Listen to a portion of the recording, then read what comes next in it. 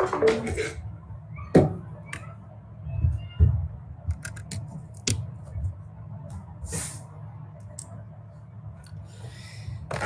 Evening. Good evening. कैसे हैं आप सब?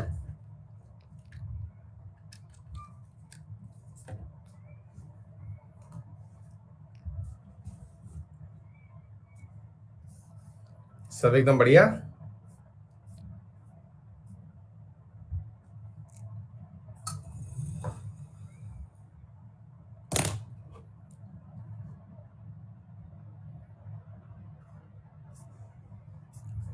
चलिए, ऑल द वेरी बेस्ट।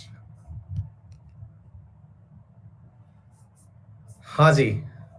तो उम्मीद है सभी साथी जिस उम्मीद के साथ आज क्लास में उपस्थित हैं उन्हें पॉलिटी का वो डर खत्म हो जाएगा आज के इस सेशन से। हमारा ये सेशन हमेशा से खास रहा है। खास के पीछे पर्पस रहा है कि हम इस जब सेशन को लेके आते हैं तो इसके पीछे केवल एक छोटा सा इशू होता है कि हम बच्चों को सिखाना चाहते हैं डे वन से इंडियन पॉलिटी। और डे वन से जब इंडियन पॉलिटी की बात आए तो हमारा ये सेशन काफी ज्यादा बच्चों ने पसंद किया है, क्योंकि इसके अंदर हम बहुत ही बेसिक बात एक सिखाते हैं और वो ये है कि पॉलिटी को पढ़ना कहाँ से शुरू करें। और जब भी हम इंडियन पॉलिटी की बात करते हैं तो उसके अंदर बहुत ज्यादा फाउंडेशन लेवल की बात करते हैं। तो आज के सेशन में हम आपको शुरुआती रूप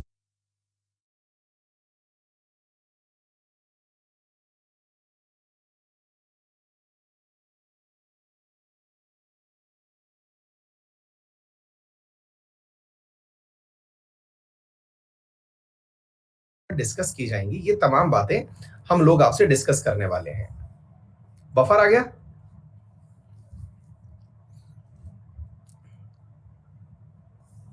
बफर आ गया, रुकिए मैं एक बार रिफ्रेश कर दूं। होल्ड करिए। अब ठीक है? चलिए। हाँ जी। तो मैं एकदम अच्छा हूँ। बहुत दिनों बाद आप सबसे मुलाकात हो रही है। ऐसा लग रहा है कि घर में आए हैं, है ना, अपने परिवार के सदस्यों के बीच हैं। ऐसी फीलिंग आती है जब मैं एसएससी के विद्यार्थियों के बीच होता हूँ और उनको पढ़ा रहा होता हूँ तो बहुत ही शानदार शानदार सी फीलिंग आ रही होती है ना?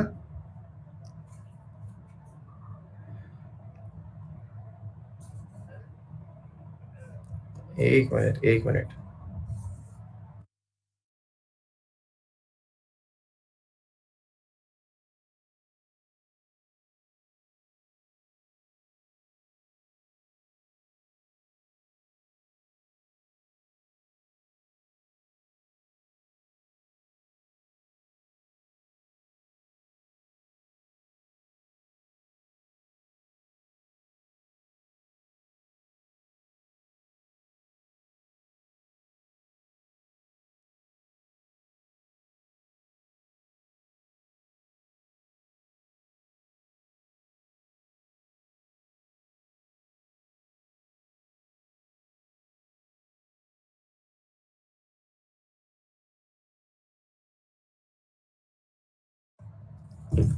साथियों, एक लफड़ा हो गया।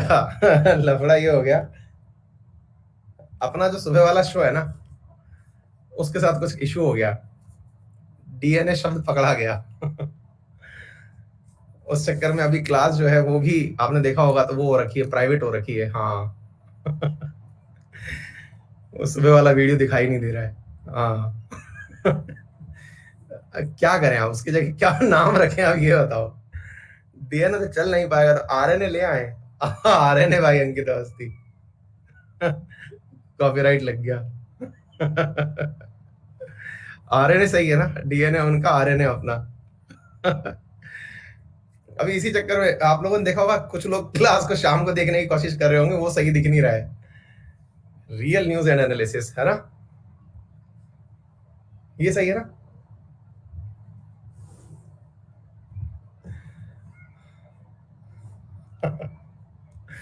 ये हो गया यार। तो अभी आरएनए करते हैं अपन, डीएनए जो है वो जो है वो चेंज हो चुका है। हाँ, आज अपना वीडियो आज दिख ही नहीं रहा, आपने देखा हो तो, नोटिस किया हो तो। हाँ। मेरा एक विद्यार्थी बहुत देर से पूछ रहे हैं इंटरव्यू कैसा हुआ। बेटा, कोरोना की भेंट चढ़ गया, इंटरव्यू वगैरह कुछ नहीं हुआ, सब पोस्टपोन हो गए।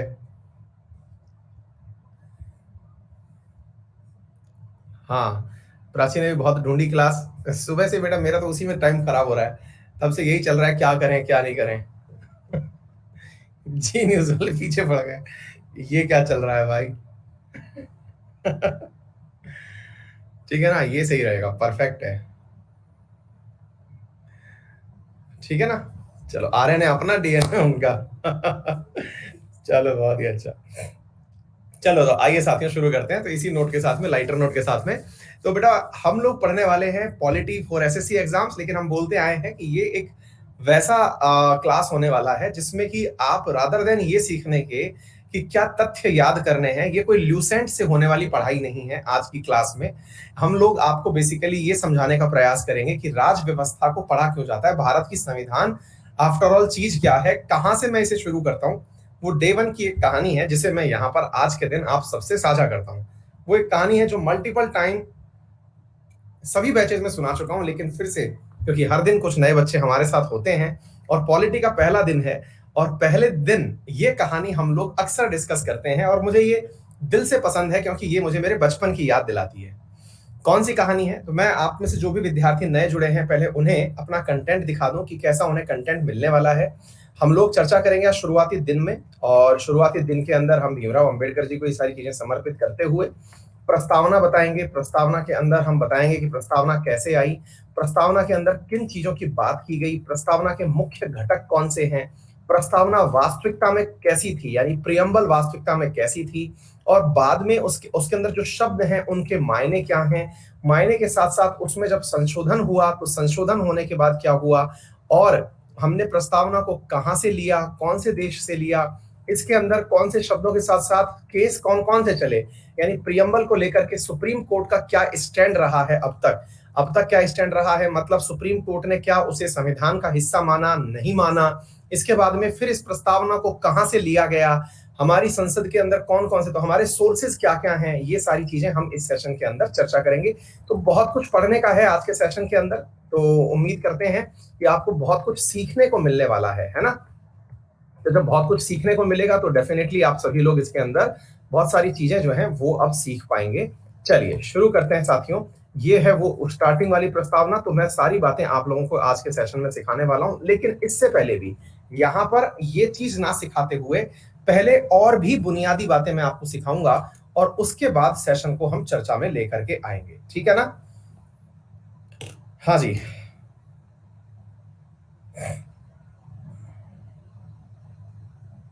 सुनिए साथियों, बचपन में यदि आपको मालूम हो तो हम लोग ना, और आजकल भी आप में से बहुत सारे लोग, कोरोना गाइडलाइंस के आने के बावजूद भी आप में से बहुत सारे लोग ऐसे होंगे जो घर में गली क्रिकेट खेल रहे होंगे, घर के अंदर क्रिकेट खेल रहे होंगे आजकल के दिनों में, अगर देखें कोरोना के काल में, है कि नहीं। हाँ, आप में से कई लोग तो होंगे ही ऐसे जो इस तरह का कारनामा कर रहे होंगे। हालांकि भारत सरकार ने तो ये तक गाइडलाइन दे दी है कि घर में भी मास्क लगाना जरूरी है, लेकिन फिर भी साहब बच्चे हैं, बोरियत होती है घर के अंदर, तो लोगों ने मास्क लगा के ही सही लेकिन क्रिकेट खेलना शुरू कर दिया है। बचपन के दिनों में वापस पहुंच गए हैं। मैं एक छोटा सा प्रीमाइसिस लिया हूं, उस प्रीमाइसिस के अंदर ऐसा ही एक इंडोर टाइप का गेम खेलने के लिए जगह बना रहा हूं, ताकि वहां पर बच्चे जो हैं वो खेल खेल सकें। तो उस जगह पर हम में से एक सबसे बड़ी चीज क्या है कि हम क्रिकेट को देखते बहुत बड़ी स्क्रीन पर हैं, बहुत बड़े ग्राउंड में देखते हैं, और क्रिकेट का स्टेडियम भी बहुत बड़ा होता है, लेकिन वास्तविकता में जो खेलने का मजा आता है वो बड़े ग्राउंड में नहीं है। मजा तब आता है जब हमारे सारे भाई बहन इकट्ठे हो रखे हों और फिर हम लोग क्रिकेट खेल रहे हों बहुत ही छोटी सी जगह में। मतलब यूं समझ लो जी, वो पार्किंग जितनी जो जगह होती है ना जिसमें गाड़ियां खड़ी होती हैं। इवन मजेदार बात तो ये है कि कई बार हम कमरे में क्रिकेट खेल लेते हैं, अगर आप लोगों ने देखा हो तो, है बचपन में, अगर आपको थोड़ा सा भी याद आ जाए, और सभी लोग केवल पढ़ने पर वर्तमान में फोकस खेलें करें, बाद में जितनी भी चीजें हैं, और अगर नहीं तो कम से कम अभी अजम्पशन ले लें कि ऐसा होता होगा। अगर आप बहुत ज्यादा अमीर रहे हैं कि नहीं सर मेरा तो घर में ही स्टेडियम है, तो बात अलग है, लेकिन एक साधारण वर्ग के व्यक्ति की जो एसएससी जैसे एग्जाम की तैयारी कर रहा हो, और एक ऐसा टीचर जो एसएससी के लिए पढ़ा रहा हो, उसकी कहानियां भी आम होंगी। उन कहानियों में, आम कहानियों में एक छोटी सी कहानी बनती है कि जब हम क्रिकेट खेलना शुरू किए तो वो कैसी वाली क्रिकेट होती थी कि यार बॉल पर अगर बैट लगा, मतलब सबसे आसान नियम, बॉल पर बैट लगा और वन टिप हो गया तो कैच है, और वन टिप कैच अगर ले लिया तो सामने वाला आउट है। पहला नियम हमारे ये होता था। सबके घरों में, मतलब एक यूनिवर्सल नियम है, आने वाले टाइम में इसको हो सकता है आईसीसी भी मान्यता दे दे अगर क्रिकेटर्स मोटे वोटे हो जाए तो। ठीक है, पहला नियम ये होता था। दूसरा नियम होता था कि साहब अगर दीवार के बाहर डायरेक्ट बॉल चली गई, जो सामने वाली दीवार है, जो मुश्किल से जहां से बॉलिंग शुरू हो रही है उसके मुश्किल से 4 कदम पीछे ही है, अगर वहां से बाहर चली गई तो सामने वाला जो क्रिकेटर बैट्समैन है वो आउट है, उसमें एक्सक्यूज नहीं है। तीसरा, बॉलर कितना भी वाहियात क्यों ना हो, लेकिन बैट्समैन की जो पारी है वो मुश्किल से 2 ओवर की होगी। 2 ओवर में उसको शतक लगाना है, शतक लगाए, उसे आउट होना है, आउट हो जाए, जो करना है। उसकी अधिकतम जो है वो बारी कितनी देर की होगी? 2 ओवर की होगी है, मतलब कि भाई 2 ओवर तक ही खेलेगा। हाँ, तीसरी बात, यहां पर बात बॉल को तेज फेंके, हाथ घुमा के बॉलिंग नहीं करनी है, अलाउ नहीं है। आपको भुजाओं से नीचे बॉल फेंकनी है, जिसे अंडर आर्म बॉलिंग कहा जाएगा। ठीक है, आपको 2 ओवर में 100 बनाने, 500 बनाने, कुछ भी बनाओ। आप में से कई खिलाड़ी तो ऐसे भी होते हैं जो चौके छक्के की जगह अट्ठे भी रखते हैं कि भाई साहब अगर सामने वाली दीवार पर डायरेक्ट लगी तो 8 रन काउंट किया जाएगा। क्रिकेट में रॉन्डल मिक्स कर दिया जाता है, यानी मजेदार नियम होते हैं। मतलब ऐसा होता है कि हम क्रिकेट कम नियम ज्यादा सीख रहे होते हैं और उन नियम के लिए एक बड़े भाई साहब को बीच में बिठा देते हैं कि ये भाई साहब जो हैं इन नियमों की गवाही होंगे, गवाही होंगे, उन्हें हम एम्पायर कहते हैं। एम्पायर की इज्जत उस मैच में ऐसे होती है जैसे जिसे जो आता है वो दबा के चला जाता है। मतलब उस व्यक्ति को, आप में से जो भी पार्टी हावी होगी, उस एम्पायर से अपने नियम बदलवा लेगी। एम्पायर एकदम पलटू आदमी होता है और वो खेल का सबसे लीचड़ आदमी होता है, जिसको यूं पता होता है कि खेल मुझको खेलना नहीं है, केवल खेल बिगाड़ना है ना। और वो खेल बिगाड़ने के नाम पर उस टीम की सहायता करता है जिस टीम से वो वाकई में बिलोंग करता है। ठीक है, और मैं अक्सर एम्पायर का ही काम आज तक करते आया हूं, क्योंकि मुझे खेलना आता भी नहीं है, ना ही खेलने में मेरा कोई रुचि है। अच्छा, तो ऐसी स्थिति में एम्पायर का काम हमेशा संदेहास्पद रहता है। अब ये सारी की सारी बातें एम्पायर से डिसाइड होती हैं। एम्पायर के सामने लाखों झगड़े होते हैं। क्रिकेट से ज्यादा मजा उस समय चीखने चिल्लाने में आता है, हारने में आता है। ये सब बातें मैं क्यों बता रहा हूं? ये सब बातें मैं इसलिए बता रहा हूं साथियों, क्योंकि हमारा संविधान भी ना बिल्कुल ऐसा ही है। कैसा है? अब मैं इसको समझाता हूं आप लोगों को। जैसे हमने क्रिकेट खेलना शुरू किया और क्रिकेट खेलना शुरू किया तो भाई साहब, अब कुछ विद्यार्थी लैग होने की बोल रहे हैं, एक बार के लिए कुछ बफर बफर बोल रहे हैं। एक बार मैं पोल करा के पूछ लेता हूं, क्या मैं आप सभी को सही से सुनाई और दिखाई पड़ रहा हूं? एक बार के लिए थम्स अप करके बता दें। दोस्तों, आज का सेशन केवल बातचीत पर चलने वाला आधारित है। मतलब इस सेशन के अंदर कुछ भी नया नहीं पढ़ाया जाएगा, केवल भूमिका बनाई जाएगी। ये हमारा हमेशा का नियम रहा है कि हमने जब भी पहला सेशन पढ़ाया है वो भूमिका पर चलता है, यानी कि केवल उसमें फाउंडेशन बनाई जाती है ना। बीच बीच में बफर हो रहा है तो मैं एक बार रिफ्रेश कर देता हूं, होल्ड करिए। हर सब्जेक्ट का पहला दिन भूमिका बनाने का दिन होता है, क्योंकि उससे क्लास में रुचि बढ़ना शुरू होती है। उसके बाद से समझ में आता है कि हाँ भाई क्या क्या होगा, है ना। ये सब बातें उसके बाद से क्लियर होती हैं। मेरे प्यारे साथियों, नोट्स की अगर हम बात करें तो ये नोट्स जो हैं ये कैसे डाउनलोड करना है वो सीख लीजिए। 3 बिंदियां हैं, उनके ऊपर आप क्लिक करेंगे तो डाउनलोड नाउ का ऑप्शन आ जाएगा। डाउनलोड नाउ के ऑप्शन से आप इस चीज को डाउनलोड कर पाएंगे। ठीक है बेटा, ये पूरा की पूरा कंटेंट 3 डॉट थ्योरी, बगल में 3 डॉट है, वहां पर क्लिक करिएगा, डाउनलोड हो जाएंगे और आप वहां से कर लीजिएगा। ठीक है। हाँ भाई, इंडियन ज्योग्राफी का कंपाइल्ड करके पीडीएफ मैंने इंडियन ज्योग्राफी वाले बैच में आज से कम 10 दिन पहले डाल दिया है। कृपया करके आप वहां से नोट कर लीजिएगा। मिल गया था सभी को? ठीक है ना, पूरा कंपाइलेशन डाल दिया था मैंने। हाँ जी, चलिए तो आगे की बात करते हैं। तो अब क्या होता है साथियों, तो ये जो पूरी कहानी चल रही है, इस पूरी कहानी का मुख्य किरदार कौन है? इस पूरी कहानी का मुख्य किरदार हमें लगता है कि क्रिकेट मैच है। हमें लगता है कई बार कि यहां पर जिसके पास बैट है वो है। हमें लगता है एम्पायर है, जबकि वास्तविकता में इस पूरी कहानी का मुख्य किरदार वो नियम है जिसके आधार पर ये मैच खेला जा रहा है। अगर कोई भी इस मैच के नियमों को बदल दे तो ये पूरा खेल बदल जाएगा। आपको बस यही बात पकड़नी है और समझनी है, और अगर समझ में आ रही हो तो थम्स अप करनी है।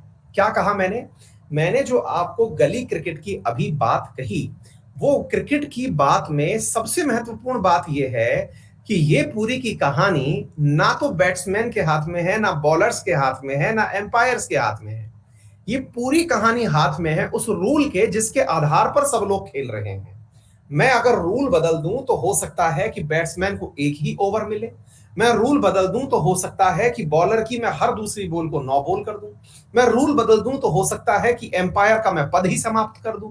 मैं रूल बदल दूं तो हो सकता है कि 1 टिप की जगह मैं 2 टिप पे आउट कर दूं। हो सकता है कि मैं डायरेक्ट कैच पे भी आउट ना करूं। सारी की सारी चीजें जो हैं वो किस पर है मेरे प्यारे साथियों? रूल पर है। इसका मतलब यह हुआ कि गेम बड़ा नहीं है, नियम बड़ा है। और इस पूरी कहानी को दिमाग में बिठाइए और भारत के अंदर सीधे लैंड हो जाइए। स्वागत है आपकी इंडियन पॉलिटी के अंदर। इंडियन पॉलिटी के अंदर कभी न्यायपालिका ये समझे कि हम बड़े, गलत है। अगर प्रधानमंत्री ये समझे कि हम बड़े, गलत है। चीफ सेक्रेटरी ये समझे कि हम बड़े, गलत है। राष्ट्रपति ये सोचे कि मैं बड़ा, गलत है। हमारे यहां पर केवल एक ही बड़ा है और वो है रूल बुक। और वो रूल बुक जो है मेरे प्यारे साथियों, उसी का नाम है भारत का संविधान। क्या आप सभी साथियों को मेरी बात समझ में आई? भारत का संविधान यानी कि कॉन्स्टिट्यूशन ऑफ इंडिया एक ऐसी पुस्तक जिसके अंदर हर एक प्रकार का वो नियम लिखा हुआ है जिसके आधार पर इस देश को अनइंटरप्टेड तरीके से चलाया जा सकता है। इस देश में जहां पर भी जैसे भी जो भी विवाद संभव थे उन सारी बातों को यहां लिखा गया है। सोच के देखिए कि हम लोग जब क्रिकेट खेलते हैं तो क्रिकेट में हर चीज का नियम होता है कि बॉल पीछे चली गई तो कितने नंबर रहा जाएगा, बॉल लेग साइड चली गई तो कितने नंबर, बैक मतलब ऑफ साइड चली गई तो कितने number, over arm under arm का क्या सीन होने वाला है, हर एक बिंदु पर हमारे यहां रूल होता है। वैसे ही भारतीय संविधान में मेरे प्यारे साथियों आपके यहां देश कैसे चलेगा इसका एक बिंदु मेंशन है। आपका देश किस प्रकार चलेगा इसका पूरा कार्यक्रम मेंशन है। अब भाई कुछ लोग बार बार बफर कह रहे हैं, यहां पर भाई हमारे यहां बफर हो नहीं रहा है, करें क्या यार? फिर एक बार देखो भाई, मैं केवल अपनी तरफ से एक बार और पोल करा लेता हूं। मेरे हाथ में कुछ भी नहीं है, मैं इसके अलावा कुछ कर भी नहीं सकता हूं। क्या मैं आप सभी को सही से सुनाई दिखाई पड़ रहा हूं? एक बार और बता दो और खुश हो जाओ, क्योंकि कर मैं कुछ भी नहीं सकता। भाई देखो मैं सबको सही सुनाई और दिखाई पड़ रहा हूं। जो लोग अब है ना इस नाम पर, अपने बफर के नाम पर मेरा रिदम बिगाड़ रहे हैं ना, उनको पाप लगेगा। उनको ना इंडियन पॉलिटिक्स समझ नहीं आएगी, ऐसा पाप लगेगा। क्या आपको मेरी बात समझ में आ रही है? ठीक है, अच्छा। तो अब सबसे बड़ी बात ये भी एक नियम होता था बचपन में, याद है? पाप लगेगा। अगर किसी ने कुछ गलत कर दिया तेरे को पाप लगेगा, तूने झूठ बोला तेरे को पाप लगेगा, तूने बैटिंग नहीं दी तेरे को पाप लगेगा, है ना? एक बचपन में एक जबरदस्त चीज होती, तेरे को पाप लगेगा। वो पाप समझ में आज तक किसी को नहीं आया। माँ कसम, विद्या माता की कसम, ये बहुत प्रमुख कस्में हुआ करती थी। काश वो बचपन के दिन हमारे वापस आए। ठीक है, अच्छा। तो फिर ये सारी बातें आपको समझ में आ रही हैं। तो मुद्दा कितना सा सिंपल है। हमारी इस रूल बुक में पता है क्या कुछ था? हमारी इस रूल बुक में वो सारी बातें लिखी हैं कि भारत एक देश बनेगा, इस देश के अंदर कोई व्यक्ति रहेगा तो उस व्यक्ति को रहने के लिए कौन कौन सी सुविधाएं चाहिए होंगी, उस व्यक्ति की नागरिकताएं क्या होंगी, भारत खुद क्या होगा, भारत का मूल अधिकार क्या होगा, भारत के यहां रहने वाले व्यक्तियों के कर्तव्य क्या होंगे। एक एक करके सारी बातों की मैं आपके साथ सिलसिलेवार चर्चा करना प्रारंभ करता हूं और हमेशा की तरह एक चीज दिखाता हूं। रुकिए, यदि ये हमारी क्लास में ना आए तो हमारी क्लास को पाप लगता है, और ये आ ही चुकी है। और वो क्या है? ये हमारी वो किताब है, that is the constitution of India, that is PM Bakshi. एक किताब है साथियों जो कि भारतीय संविधान की किताब है। अक्सर मैं विद्यार्थियों को ये दिखाता हूं क्योंकि ये अक्सर कई विद्यार्थियों को यही नहीं पता होता कि क्या वाकई में, हाँ, क्या वाकई में ऐसी कोई किताब होती है कि जहां हमारा संविधान लिखा हुआ है। ठीक है ना? तो ये सब बातें वास्तविकता में हैं और लिखी हुई हैं। बख्शी चाचा अब तो हमारी क्लास में बहुत पुराने और नॉन हो गए हैं। ये मतलब हमारी जो पुरानी क्लासेस रही हैं उन सब के अंदर बच्चों को ये सारी बातें पता है कि क्या चीजें हैं। आपको ये किताब पढ़नी नहीं है। इस किताब का केवल उद्देश्य इतना बताना है कि हाँ, एक ऐसी पुस्तक होती है। मैंने यूपीएससी वाले विद्यार्थियों को ये किताब पढ़ाई है। उस पुस्तक के अंदर से आर्टिकल्स पढ़ाए हैं, इस पुस्तक का मैंने रेफरेंस भी पढ़ाया है। सारे केसेस के ऊपर अध्ययन हुआ है, लेकिन आप लोगों के लिए ये किताब है, बस इतना पता हो तो काफी है। ठीक है, अच्छा, तो अब मुद्दा क्या है साथियों, अब हम उसकी बात करते हैं। साथियों, जैसे कोई भी नोवेल लिखा जाए, कोई भी किताब लिखी जाए, तो आपने कोई भी किताब उठा के अगर देखी हो बाई चांस गलती से, हालांकि आप जैसी उम्र में बहुत कम लोगों को आदत होती है नोवेल पढ़ने की, लेकिन कई बार कहते हैं ना कि किसी गर्लफ्रेंड ने आपको किसी प्रकार का सरप्राइज दे दिया कि आपने वो नोवेल पढ़ा, तो आप उस समय तो कह के हाँ आ जाते हैं कि हाँ पढ़ा, लेकिन फिर बाद में याद आता है कि यार आज तक नोवेल देखा ही नहीं। तब उसके सामने भला बनने के लिए फिर नोवेल परचेज भी कर लाते हैं। और इंडियंस का जो सस्ता जो राइटर है अंग्रेजी में, वो है चेतन भगत, और उसको हम पढ़ डालते हैं। फिर लगता है कि अब तो भैया हमने सारा ही नोवेल पढ़ डाला है, और पढ़ करके बकायदा बताते हैं कि हम बढ़िया से पढ़ लिए हैं। चलिए, आपने चेतन भगत भी अगर पढ़ा है, तो उस चेतन भगत की पुस्तक को भी अगर देखा हो, तो हर नोवेल के अंदर, हर एक साहित्यकार की कहानी के अंदर सबसे आगे जो पे चैप्टर होता है उसको प्रीफेस कहते हैं। प्रीफेस का मतलब होता है वहां पर वो ये बताता है कि मैं इस किताब में क्या देने वाला हूं, मतलब इस किताब के अंदर कौन सी बातें आपको मिलने वाली हैं, है ना। उसके अंदर वो ये बताने की कोशिश करता है कि हाँ भाई, हम यहां पर क्या चीज देने वाले हैं। वो होता है प्रीफेस। प्रीफेस के बाद में वो आपको बताता है भूमिका, बताना शुरू करता है कि देखिए पहला चैप्टर, उस चैप्टर में वो सारे के सारे कैरेक्टर्स को इंट्रोड्यूस करता है। अगर आपने फिल्में देखी हो, तो फिल्मों में सबसे पहले एक नोटिस लिखा आता है, और वो ये है, इस घटना के सभी पात्र काल्पनिक हैं, इनका वास्तविक जीवन से कोई संबंध नहीं है। अगर इनका वास्तविक जीवन से कोई संबंध पाया गया तो इसे मात्र एक संयोग कहा जाएगा। ऐसा हमारी हिंदी फिल्मों में लिखा आता है। हमारी नॉवेल्स के ऊपर लिखा आता है प्रीफेस, जिसमें लिखा होता है कि यह पुस्तक मेरे दिल के बहुत करीब है, मैं इसे अपने माता पिता, धर्मपत्नी और एक अज्ञात नाम को समर्पित करता हूं, जिस अज्ञात नाम के बारे में उसकी पत्नी को भी नहीं पता होता है। तो ऐसे करके हमारे यहाँ प्रीफेस लिखा आता है। उसमें ये लिखा आता है कि इस पुस्तक को मैंने बहुत ही दिल से संजो के लिखा है। मतलब मेरा उद्देश्य है कि ये आप सब तक अच्छे से पहुंचे और अपनी बातों को कहने में सक्षम हो। इस प्रकार से वो प्रस्तावना लिख करके भेज देता है। ऐसे ही फिर चैप्टर 1 आता है फिल्मों के अंदर। जैसे शुरुआती 15 मिनट, जब 15 मिनट में कैरेक्टर्स इंट्रोड्यूस होते हैं, जैसे पता चला कि गुड्डू भैया आ रहे हैं, कालीन भैया आ रहे हैं, मुन्ना त्रिपाठी आ रहे हैं, बिल्कुल वैसे ही फिल्मों में आपके शुरुआत में किरदार इंट्रोड्यूस कराए जाते हैं, उनके छोटे छोटे रोल दे करके। कोई बैकग्राउंड में बोल रहा होता है कि ये हैं कालीन भैया, जिनको कालीन का केवल नाम यूज करना है, बाकी ये सफाई का काम करते हैं। दूसरी तरफ है गुड्डू भैया, इनको केवल डोले फुलाने, अंडे खाने हैं, कभी कभी दूध भी पीने का शौक रखते हैं। तो ये सारी बातें जो हैं वो शुरुआती प्रीफेस में बता रहा होता है, यानी इंट्रोडक्शन वाले चैप्टर में बता रहा होता है। हमारे यहाँ पर ये जो किताब है इसमें भी एग्जैक्टली ऐसा ही है। और वो क्या है, यहां पर सबसे पहला चैप्टर प्रीफेस ही है, और उस प्रीफेस के अंदर वो आपको जो बात बताता है, वो प्रीफेस के अंदर, मैं आपको कुछ पढ़ाने वाला नहीं हूं, इसका प्रीफेस बताने वाला हूं। इसके प्रीफेस के अंदर पहला पॉइंट प्रियम्बल है। क्या है प्रियम्बल? प्रियम्बल बोले तो प्रस्तावना। क्या आपको मेरी बात समझ में आ रही है? यानी कि इसकी पहली लाइन में ही ये बात लिखा होता है कि यहां पर प्रस्तावना है ना, कि हम क्या करने वाले हैं, हमारे किरदार क्या क्या होने वाले हैं, हमारा उद्देश्य क्या है।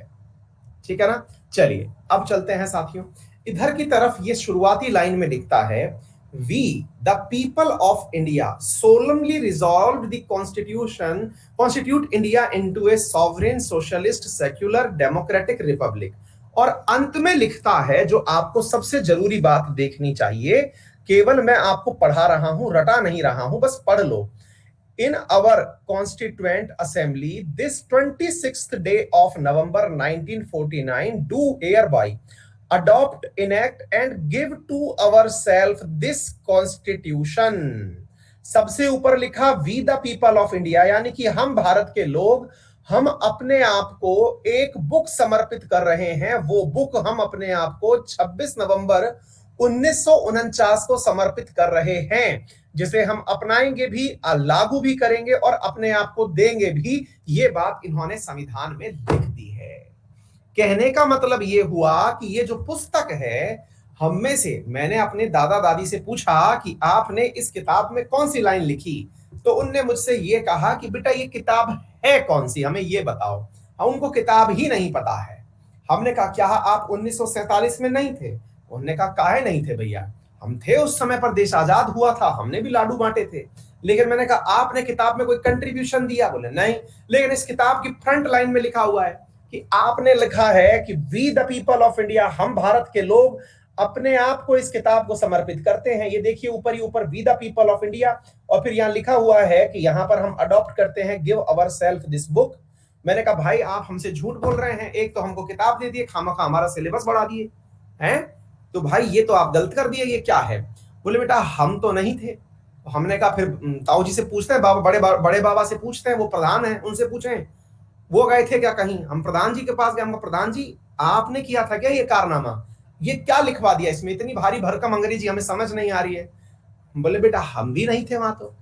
हमने कहा एल लो, फिर बड़े वालों से पूछो वो गए थे क्या? भाई साहब पूरा पूरा शहर पूछवा लिए तो पता चला कि कोई गया ही नहीं इस किताब को लिखवाने। तो भाई ये कौन लिख दिया? बोले भाई फिर धीरे धीरे पता निकल के आया, यार अपने राजस्थान से 3-4 लोग गए थे। बोले क्या बात कर रहे हो? बोले हाँ। फिर अरे बोले यार कुल मिलाकर के 250 के आसपास लोग थे जिनने ये किताब लिखी। बोले मतलब? बोले यार वो जो संविधान सभा नहीं थी, बोले अच्छा कॉन्स्टिट्यूएंट असेंबली, बोले हाँ 9 दिसंबर 11 दिसंबर 13 दिसंबर 1946 वाली, अरे हाँ वही वही बिल्कुल वही। बोले उसमें बैठे थे कुछ 246 के आसपास लोग काम करने के लिए। अच्छा बोले वो, अब वो बैठ करके इस पुस्तक को लिख दिए, गजब करते हैं। मतलब किताब लिख दिए वो, और पूरा बजट खा गए इंडिया का, लिख दिए कि हम भारतवासी। ये तो चीटिंग हो गई हमारे साथ। हमारे साथ लिख करके लिखा इतने से लोगों ने और चर्चा हमारे नाम की कर दी, ये क्या है? मतलब वही 250-300 लोग, बाग नंबर के ऊपर मत चलिए, वो बता देंगे जब आएगा, फैक्ट वैक्ट सब पढ़ा देंगे। 299। हमने कहा भाई उन लोगों के ऊपर चलिए, तो बोले वो किताब लिख दी और हमारे ऊपर नाम लिख दिए कि हमने लिखी है किताब। अरे तो बोले यार चर्चा क्या थी कि हम सबसे पूछा गया था इनको भेज दें क्या, हमें क्या पता था कि ये ऐसी किताब लिखने जा रहे हैं। हमने कहा अच्छा तो वोटिंग नहीं हुई थी उन लोगों के लिए? बोले नहीं यार, इनडायरेक्ट रिप्रेजेंटेशन था उनका। बोले अच्छा, मतलब उनको सीधा भेज दिया गया था संसद? बोले हाँ। बोले उनको डायरेक्ट भेज दिया गया था, उनकी कोई वोटिंग नहीं हुई थी, इनडायरेक्टली नियुक्त किया गया था उनको, अप्रत्यक्ष रूप से निर्वाचित थे। हमने कहा आपने फिर जाने क्यों दिया उनको? यार उस समय के वही लोग बुद्धिजीवी हुआ करते थे, हैं उस समय वही सारी बातें निर्धारित किया करते थे, हम भेज दिए उनको। नेतागिरी में सबसे पहली बात हम उनकी सुना करते थे। उनने कहा कि देश में बंद लगाओ, हम बंद लगाते थे। उनने कहा देश के अंदर करो या मरो का क्विट इंडिया मूवमेंट लाना है, हम जेल भर दिया करते थे। हमने कहा अच्छा ये सिस्टम सही है, मतलब आप लोग उनके कहे में चलते थे। बोले अच्छा, तो हमसे कहे हमारे दादाजी कि बेटा तुम मोदी जी की कही बात सीधा सुनते हो क्या? हमने कहा बिल्कुल सुनते हैं। मोदी जी से क्या तुम्हारी डायरेक्ट कॉल है क्या? हमने कहा बिल्कुल। मोदी जी हमारे सामने हमारी टीवी में आके बोलते हैं कि प्यारे देशवासियों आज रात से 500 के और 1000 के नोट बंद है। हम सीधा मान लेते हैं, हम जाके लाइन में लग जाते हैं। बोले तुम्हारी सीधी बात है। बिल्कुल। हमने कहा मोदी जी हमसे सीधी मन की बात करते हैं। बोले अच्छा, तो तुम्हारी भी सुनते हैं क्या? हम ओहो, हम तो कहना भूल ही गए, हम नहीं सुना पाते लेकिन वो सुना देते हैं हमें। बोले अच्छा अच्छा। तो बोले बेटा हमारे साथ भी ऐसा ही हुआ था, वो लोग सुनाते थे, हम सोचते थे कि हमारा नेता है, हमारी बात कर रहा है, उसने हमारे नाम पर बना दिया। इसका मतलब ये है कि यहां जो वी है ना, ये संविधान सभा है, लेकिन ये संविधान सभा हमारे नाम पर बिल फाड़ गई। लेकिन इंटेलिजेंट थी, ऐसा बिल फाड़ा इन 200-300 लोगों ने मिलकर के कि पूरे भारत के लिए नियम लिख दिए। भारत में कोई उठेगा कहां, बैठेगा कहां, बोलेगा क्या, खाएगा क्या, रहेगा कहां, नौकरियां कैसे करेगा, नौकर कैसे बनेगा, न्यायपालिका कैसे चलाएगा, पंचायती राज कैसे चलाएगा, ओबीसी का उत्थान कैसे करेगा, बैकवर्ड का उत्थान कैसे करेगा, आरक्षण कैसे आएगा, सब बातें लिख गए। तो ये बहुत सही है। गजब लोग थे, बिल्कुल गजब लोग। अब हम कुछ कह भी नहीं सकते इसके ऊपर। क्यों नहीं कह सकते? बोले ये तो वही वाली बात होगी, रूल जब तुमने बनाए तो रूल को तुम कैसे कह सकते हो कि हमने गलत बनाए? अच्छा, तो फिर आपके मन में एक सवाल आएगा, सर एक बात बताओ, अंग्रेज बढ़िया थे कि हमारे वाले लोग बढ़िया थे? अंग्रेज भी तो शासन करते थे, वहीं दिल्ली बैठते थे, ये लोग भी शासन कर रहे हैं, दिल्ली बैठते हैं, बढ़िया कौन है? मगर सवाल बढ़िया है, आंसर नहीं है इसका। सवाल बढ़िया यूं है कि आपको अभी ये फीलिंग दिलाई है उन 300 लोगों ने कि बेटा तुम्हारे बिहाफ पर हम निर्णय ले रहे हैं। अंग्रेज यहीं चूक गए थे, वो आपको फीलिंग नहीं दिला पाए। बल्कि थे बड़ी संख्या में, वो आपको ये फीलिंग नहीं दिला पाए कि हम आपके बिहाफ पर निर्णय ले रहे हैं। निर्णय तो वो भी लेते थे। आपको जान के आश्चर्य होगा कि इस पूरी पुस्तक के अंदर 2/3 हिस्सा तो एज इट इज 1935 के एक्ट से लिया गया है। आपको जान के आश्चर्य होगा कि इस पुस्तक में दुनिया भर के सारे संविधान पढ़ दिए, लेकिन उसके बावजूद भी इसका अधिकांश हिस्सा अंग्रेजों के ही संविधान का है, जो ऑलरेडी यहां वर्किंग था। हमने तो केवल अंग्रेजों को हटा करके अपनों को बिठाया है। अपनों ने हमें विश्वास दिलाया है कि ये आप कर रहे हैं, हम नहीं। मैं तो फकीर हूं, झोला उठा के निकल लूंगा, मेरा क्या है। बस उन्होंने हमें ये विश्वास दिलाया है। फीलिंग हमें आ रही है कि हमने बिठाया है, तो पता हमें भी नहीं चल रहा है कि क्या हुआ। न तब पता था, न आज पता है। हम आम आदमी हैं। तो मुद्दा समझ में आ रहा है आप लोगों को कि हमारा देश आजाद हुआ इस लाइन के लिए जिसमें हमने लिखा we the people of India. ये वो लाइन थी जिसके लिए हम आजादी का जश्न मनाते हैं। हम कहते हैं कि हम आजाद हुए क्योंकि हमने अपने लिए कुछ लिखा। वास्तविकता में उन 300 लोगों ने लिखा जिसको डायरेक्ट रूप से चुना भी नहीं गया था, जिसे इनडायरेक्टली यहां से नॉमिनेट करके भेजा गया था। उन्होंने हम भारत वालों के लिए एक रूल बुक लिख दी। उस रूल बुक में यह लिख दिया कि आप भारत वाले भारत किसको कहेंगे। ओहो, आप भारत किसको कहेंगे ये भी लिख दिया। जी हां, हम भारत किसको कहेंगे इस रूल बुक में ये तक लिख दिया। रूल बुक के अंदर आर्टिकल नंबर 1 में ये तक लिख दिया कि India that is Bharat shall be A union of state.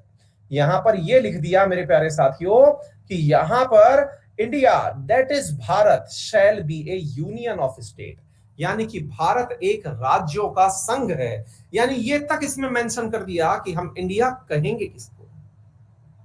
इसमें यह तक मेंशन कर दिया कि इंडिया के क्षेत्र अधिकार कहां तक होंगे। यहां तक लिख दिया the state and territories thereof shall be of specific in the first schedule. The territory of India shall comprise of states and union territories. ये सब बातें इन्होंने लिख करके दे दी। किताब के अंदर किरदार बता दिए, हमारे देश के किरदार बता दिए कि आपका देश राज्यों से और केंद्र शासित प्रदेशों से मिलकर बनेगा। ऐसा हमारे संविधान के भाग 1 में लिख करके दे दिया। हमारे संविधान के भाग 1 के अंदर लिख करके ये दे दिया कि हमारा से देश जो है वो the union and it's territory. Preamble के जस्ट बाद अगला चैप्टर इस नाम से दे दिया कि हमारा राज्य, हमारा देश किस किस से मिलकर बनेगा। क्या आपको ये बात समझ में आ रही है? बोलिए, आपको ये बात समझ में आ रही है? संविधान है। इस संविधान में रहने के बाद में जब हमारे देश की सीमाएं बता दी गई कि यहां तक देश है, इसके बाद देश नहीं है, फिर हमें यह बताया गया कि इस देश का नागरिक कौन है। फिर हमें यह बताया गया कि इस देश का नागरिक कौन है, इस देश में रहने वाला कौन होगा। यह हमें पार्ट 2 में बताया गया। पहले पार्ट में किरदारों का यानी घर का पता बताया गया, फिर यहां के किरदारों का पता बताया गया, यानी नागरिकता बांटी गई। क्या आपको मेरी बात समझ में आ रही है? क्या आपको मेरी बात समझ में आ रही है? हमें बताया गया कि कौन नागरिक होगा, कौन नागरिक नहीं होगा, और ये हमें आज तक बताया जा रहा है। हमें आज तक हमारी सिटीजनशिप के अंदर संशोधन करके सिटीजनशिप अमेंडमेंट एक्ट के माध्यम से अभी तक बताया जा रहा है कि देश का नागरिक कौन होगा और कौन नहीं होगा। आज तक बताया जा रहा है। हाँ, जो सुबह की स्पेशल क्लासेस पढ़ रहे हैं उन्हें सब बात पता है। फिर हमें यह बताया गया कि आप इस देश में रह रहे हैं तो आपको इस देश में रहने के कौन कौन से अधिकार प्राप्त होंगे। आपको भारत नामक देश के अंदर रहने का अधिकार दिया गया है। आपको क्या कुछ मिलेगा जिसके लिए आप पाकिस्तान छोड़ के इंडिया चले आए। आपको क्या कुछ मिलेगा जिसके लिए आप पाकिस्तान छोड़ के इंडिया चले आए। आपको ये सारी बातें आपके अधिकारों के रूप में तीसरे चैप्टर में that is part 3 fundamental right में दे दी गई। फंडामेंटल राइट में आपको यह बताया गया कि यदि आप भारत आते हैं तो आपको मिलेगा समानता, यानी आपको कोई यहां पर एक दूसरे से सेपरेट नहीं करेगा। आपको यहां मिलेगी स्वतंत्रता, आपके मन में जो आएगा बोल पाएंगे। अच्छा, तीसरी, यहां पर धार्मिक स्वतंत्रता, पानी पीना पड़ेगा। हाँ जी। अच्छा, इसके साथ साथ आपको समानता मिलेगी, स्वतंत्रता मिलेगी, एक्सप्लॉइटेशन से लड़ने के लिए आपको ताकत मिलेगी। क्या आपको बात समझ में आ रही है? आपका अत्याचार ना हो इसके लिए यहां पर आपको कुछ ताकतें दी जाएंगी। आप अपना धर्म अपना पाएं, आप अपनी संस्कृति, अपना जो मतलब शिक्षा है उसको बचाने के लिए प्रयास कर पाएं, ये सब आपको यहां पर दिया जाएगा। ये हमको गारंटी दी गई, हमसे कहा गया लोड मत लो, इसमें तो पूरा जीवन बीत जाएगा।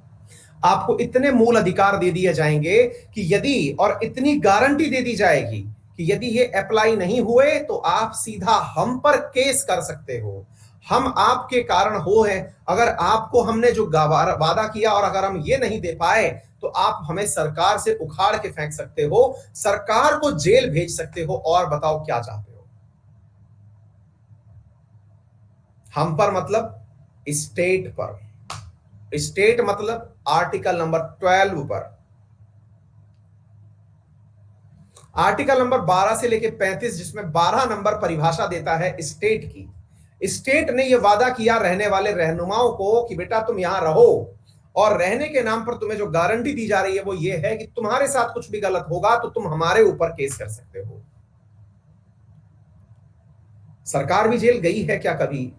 विकास ने पूछा। बिल्कुल बेटा, लालू जी अभी तक जेल में ही हैं, और ये एक बहुत बड़ा मतलब उदाहरण है। सरकार जेल जाती है भाई, बिल्कुल जाती है। दुष्यंत चौटाला जी के पिताजी जो हैं वो अभी भी जेल में ही हैं, ऐसा नहीं है। अब मतलब ये वाली जो चीज है ना कि मतलब जेल कौन गया कौन नहीं गया, जेल तो लोग जाते हैं भाई। मतलब पहले हुआ करता था फिल्मों में डायलॉग के नेता कभी जेल नहीं जाते, है ना। हाँ, लालू शायद, हाँ अभी रिसेंटली छूट गए हैं ना, या छूटने वाले हैं, कुछ ऐसा था उनका। लेकिन हाँ, वो 6 साल की सजा को पूरा करके आए हैं, कुछ ऐसा है ना। तो मतलब हम इस पर नहीं जा रहे हैं, लेकिन जो सवाल एक पूछा उसके ऊपर मैंने आंसर दे दिया। ठीक है। फिर हमसे यह भी वादा किया गया, कुछ ने कहा कि सर जो अधिकार दिए वो थोड़े कम हैं। इन अधिकारों में खाने का अधिकार नहीं है, इन अधिकारों में पढ़ने का अधिकार नहीं है, इन अधिकारों में आपने जो अधिकार दिए इसके अंदर रोजगार का अधिकार नहीं है, मातृत्व अवकाश नहीं है, पशुपालन का अधिकार नहीं है, पर्यावरण का अधिकार नहीं है। तो बोले रुक जाइए रुक जाइए रुक जाइए, हम थोड़े और अधिकार दे देते हैं। उन्हें हम नीति निदेशक तत्व कह रहे हैं।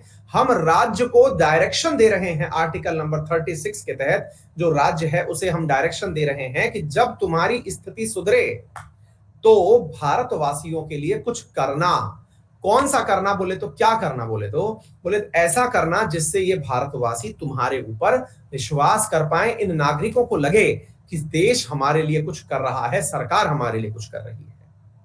बोले अच्छा, तो एक प्रकार से भारत के अंदर दिए गए मूल अधिकार भी नागरिकों के अधिकार हैं, और नीति निदेशक तत्व भी अधिकार है। बिल्कुल, बस नीति निदेशक तत्वों के साथ में दिक्कत यह है कि ये तब दिए तब मतलब प्राप्त होने वाले अधिकार हैं जब सरकारों के पास धन होगा, सामर्थ्य होगा, शक्ति होगी उसे कर पाने की। बोले अच्छा, जैसे रिसेंटली हुआ अभी शिक्षा के अधिकार को बना करके मूल अधिकार बना दिया गया, डीपीएसपी से उठा करके उसको यहां लिया है, ये हुआ। अच्छा, फिर और क्या है? तीसरी चीज मेरे प्यारे साथियों, बोले सर सब कुछ अगर हमें ही दिया गया तो हमसे क्या मांगा गया? जब नागरिकों को ही इतनी फैसिलिटी दे दी गई तो हमसे क्या मांगा गया? हमसे कुछ वचन मांगे गए, और वो वचन जो हमसे मांगे गए वो मूल कर्तव्य के नाम पर मांगे गए। शुरुआत में तो वो भी नहीं मांगे गए थे, लेकिन स्वर्ण सिंह समिति के नेतृत्व में इंदिरा गांधी जी को याद आया कि नहीं यार, सब कुछ दे ही दे रहे हैं, लेंगे कब? कुछ लिखित में भी तो लो। अलिखित में तो बहुत कुछ लिया है, लिखित में भी तो लो। तो लिखित में लिया गया, फिर हमसे हमारे मूल कर्तव्य लिए गए। मूल कर्तव्य लिए गए कि आप हमारा सम्मान करेंगे, हमारे पूर्वजों का सम्मान करेंगे, हमारी जो चीजें हैं उनका सम्मान करेंगे, वैज्ञानिक टेम्परामेंट रखेंगे, सबके साथ मिलजुल कर रहेंगे। ऐसी अच्छी अच्छी बातें उसके अंदर की गई, जिसे आप फंडामेंटल ड्यूटी कहते हैं। क्या आपको मेरी बात समझ में आ गई? फिर मेरे प्यारे साथियों, जब ये सारी बातें हुई तो फिर हमको ये कहा गया कि आप में से बहुत सारे लोग जैसे बहुत देर से पूछ रहे हैं सरकार क्या होती है, तो इसके बारे में भी फिर बताया गया कि सरकार क्या होती है। सरकार आपकी 3 लेवल पर कार्य करेगी, केंद्रीय लेवल पर, राज्य लेवल पर और पंचायती लेवल पर। और भाग 5 में आपको यही बताया गया कि क्या, कि केंद्र लेवल पर जो सरकार है, भाग 5 द यूनियन, क्या होगा। एकदम सिस्टमेटिकली चला आ रहा है। क्या आपको मेरी बात समझ में आ रही है? जब आपको केंद्र समझ में आ जाएगा तो फिर आपको कहा गया कि जब आपको केंद्र समझ में आ जाएगा तो इसके बाद में आपको बताया जाएगा अगले हिस्से में राज्य क्या होगा, द स्टेट, पार्ट 6। यानी कि एकदम प्रॉपर तरीके से भारत के संविधान को मैनेज किया गया, एक पुस्तक को लिखा गया जिसमें एक एक चीज भारतवासियों को लिखी गई। क्या आप सभी को यह बात समझ में आ रही है? तो उम्मीद है कि आज के इस सेशन के परिणाम स्वरूप आप में से बहुत सारे विद्यार्थियों को इस पुस्तक के बारे में और भी बहुत कुछ जानने की इच्छा जाग चुकी होगी। और इसी के साथ में ही हम कल से इसी चीज का शुभारंभ करेंगे, यानी कि कल हम आपको ये बताना शुरू करेंगे कि भारत की पहले चैप्टर में यानी कि इस प्रियम्बल में क्या लिखा हुआ है। जो भी विद्यार्थी इस क्लास में नए हैं वो इस चीज को डाउनलोड कर सकते हैं। इस क्लास को क्लास के बगल में दिए गए 3 डॉट पर जाकर के क्लिक करें, डाउनलोड नाउ का बॉक्स आएगा, वहां से आप इसे डाउनलोड कर सकते हैं। ठीक है।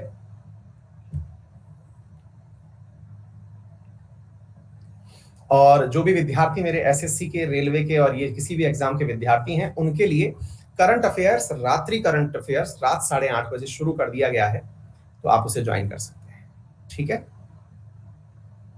ना। वाईफाई स्टडी मेन चैनल पर करंट अफेयर्स बिल्कुल पूरी तरह से एसएससी एग्जाम ओरिएंटेड शुरू कर दिया गया है।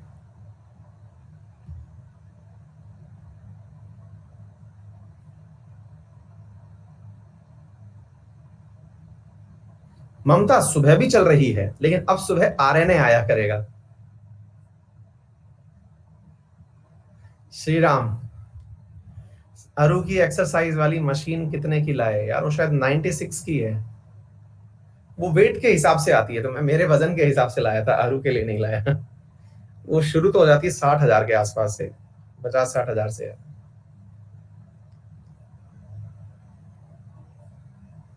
उस पर तो चल रही है होड़ा होड़।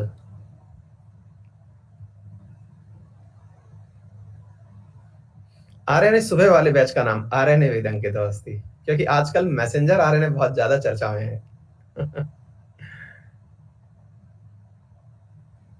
हाँ, 8:30 बजे है ना।